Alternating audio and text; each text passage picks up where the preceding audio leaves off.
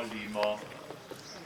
Nebeški Oče, z ustajenjem svojega Sina našega Gospoda Jezusa Kristusa, si premagal smrt in nam podaril novo življenje.